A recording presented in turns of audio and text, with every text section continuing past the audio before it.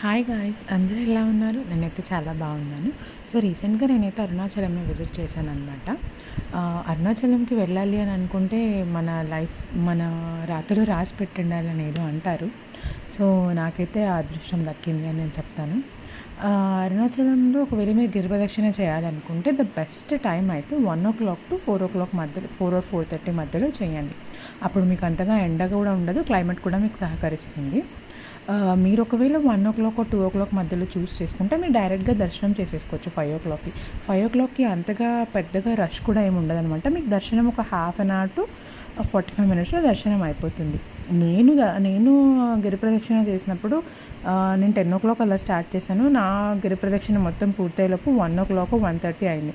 So మధ్యలో rest తీసుకొని next day morning 10:30 or 11 దర్శనం చేసేసరికి నాకు ఆల్మోస్ట్ 4 hours టైం పట్టింది అనమాట దర్శనం కంప్లీట్ అయిపోయేసరికి. సో మీరు ఒకవేళ నెక్స్ట్ టైం ప్లాన్ చేస్తే ఖచ్చితంగా ఈ టైంని ఫాలో అవ్వండి. అంటే దెన్ బాయ్.